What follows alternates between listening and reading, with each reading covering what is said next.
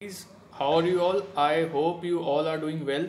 सो आज का जो वीडियो का टॉपिक है वो है avoid silly mistakes in the NEET 2020.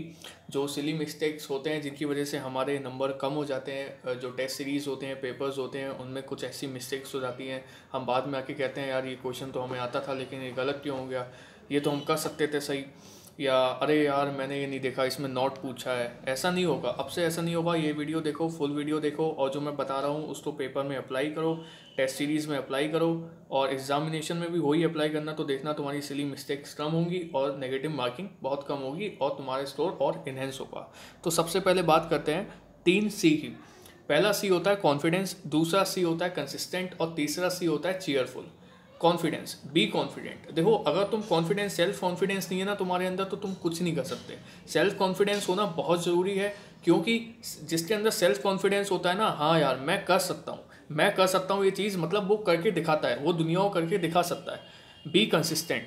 ये नहीं है कि आज पढ़ाई करा, अब 3 दिन का रेस्ट, 4 दिन, चौथे दिन पढ़ाई करेंगे. नहीं, ऐसा नहीं होना चाहिए. कंसिस्टेंट का मतलब है आज पढ़ाई करा है, आज 10 से 4 बैठेंगे, कल भी 10 से 4 ही बैठेंगे और बढ़ाएंगे, कम नहीं करेंगे. कंसिस्टेंट का मतलब ये है. अगर आप कंसिस्टेंट नहीं है स्टडीज़ में, तो आप रिवीजन नहीं कर रहे हैं रेगुलर, तो आपको परेशानी होगी एग्जाम में, आपको कन्फ्यूजन होगा, आपको वहाँ डाउट्स क्रिएट होंगे कि यार इसका आंसर ए है या बी है या सी है, डी है, क्या मारें.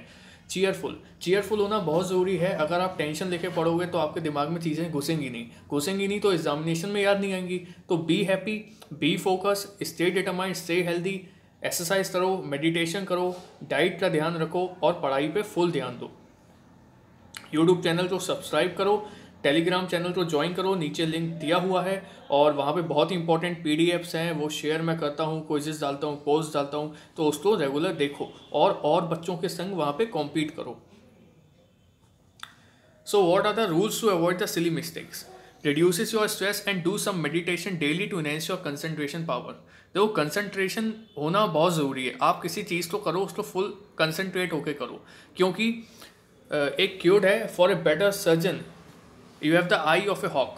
एक अच्छे सर्जन के लिए आप चील जैसी नज़र होनी चाहिए, है ना. चील इतनी ऊंचाई से भी देख लेती है कि यार नीचे जानवर है, और उसको पकड़ के, मछली को पकड़ के ले जाती है. वैसे ही बनना है. कंसंट्रेशन इतनी होनी चाहिए कि एग्जामिनेशन रूम में कोई भी एंटर करे या लीव करे, तुम्हारा माइंड डिस्टर्ब नहीं होना चाहिए, तुम्हारा माइंड तुम्हारे पेपर से हटना नहीं चाहिए, अपने पेपर पे फुल फोकस रहना चाहिए.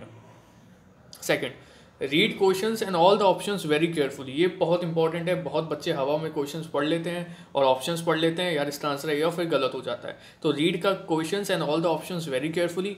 Underline each and every word to word while reading, जिसको हम कहते हैं पेन पॉइंटिंग ट्रिक. ये ट्रिक बहुत इंपॉर्टेंट है. इसको फॉलो करोगे, इसको अप्लाई करोगे फ्यूचर में, आने वाले जो आपके पास 1 महीने से ज़्यादा का टाइम है, उसमें आप अप्लाई करोगे पेपर्स पे, टेस्ट सीरीज पे, तो आपको देखना बहुत फ़ायदा होगा.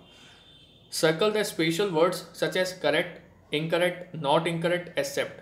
बहुत सारे क्वेश्चंस ऐसे आते हैं जिनमें एक वर्ड वो ऐसा दे देते हैं, अभी आप प्रैक्टिस करोगे तो वो हो सकता है वो वर्ड प्रिंटेड हो इटैलिक फॉर्म में, लेकिन नहीं, वहाँ फॉन्ट सेम रहता है, सारे वर्ड्स सेम फॉन्ट में आते हैं. इटैलिक और बोल्ड का चक्कर वहाँ नहीं होता है, ठीक है. तो वहाँ पे कैसे इन वर्ड्स को पहचानो और इन वर्ड्स को याद रख के क्वेश्चन सॉल्व करो. तो देखो, इसमें पूछा है which of the following statement is incorrect.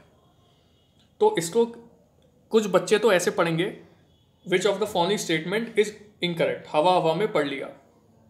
लेकिन इसको पढ़ने का सही तरीका क्या है? देखो, line to line, word to word आपको चलना है, अंडरलाइन करते हुए, वर्ड टू वर्ड अंडरलाइन करते हुए याद रखो. Which of the following statement is incorrect. जैसे ही इनकरेक्ट वर्ड आया उसको आपने सर्कल कर लिया, 2 बार सर्कल कर लिया कि हाँ भैया इसमें इनकरेक्ट पूछा है. अब ऑप्शंस भी आपको ऐसे पढ़ने हैं.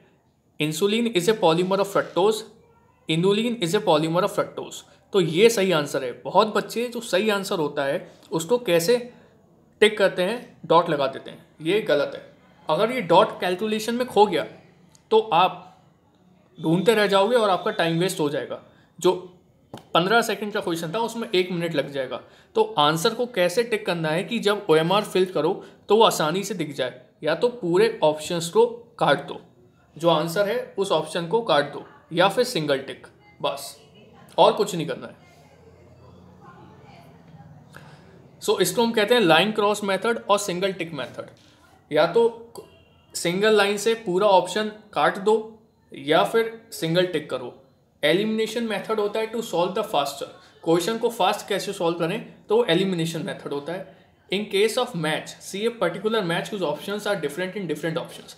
देखो मैच में ऐसा नहीं होता है कि ए का थर्ड है, बी का फोर्थ है, उसमें ढूंढ रहे हैं, नहीं, 4 ऑप्शंस आते हैं, 4 ऑप्शंस में से सेलेक्ट करो वो जिसमें चारों के आंसर अलग हैं। जैसे ए ऑप्शन में बी का फर्स्ट है, बी ऑप्शन में बी का सेकंड है, सी ऑप्शन में बी का थर्ड है और डी ऑप्शन में बी का फोर्थ है।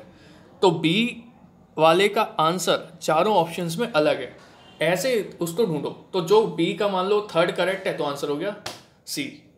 ऐसे सॉल्व करना है, ठीक है। ये आर बहुत इंपॉर्टेंट है।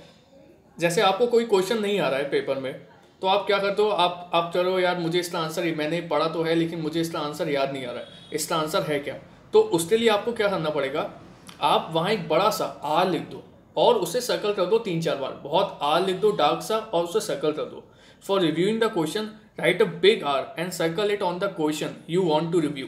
जो भी क्वेश्चन आपको रिव्यू करना है कि हम इसको बाद में करेंगे, कोई भी जिसमें हार्ड कैलकुलेशन है उसको हम बाद में करेंगे, पहले आसानी वाले कर लें, आसान वाले जो हमें आते हैं या जो हमको याद नहीं आ रहा है इससे रिव्यू करना है, तो उसके ऊपर आर लिखो और उसे सर्कल कर दो।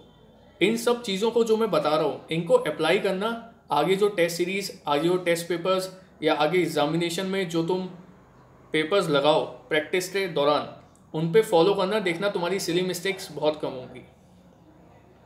Fill the OMR very carefully.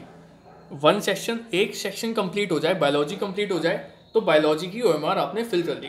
ऐसा मत करना एक क्वेश्चन किया, एक उसमें OMR में भरा, दूसरा किया फिर दूसरा भरा, तो इससे टाइम वेस्ट भी होगा और गलती होने के चांसेस मैक्सिमम, क्योंकि ऊपर नीचे हो जाते हैं कभी कभी। इसलिए एक कर लो और OMR भरते वक्त जैसे एक साइड के जब क्वेश्चंस थे आंसर OMR में फिलअप करो तो उसमें अपनी आंसर सीट से दूसरा साइड छुपा लो ताकि वही क्वेश्चंस दिखें जिसकी हम OMR फिल कर रहे हैं। कभी कभी आंखें घूम जाती हैं, आंसर गलत फिल हो जाता है।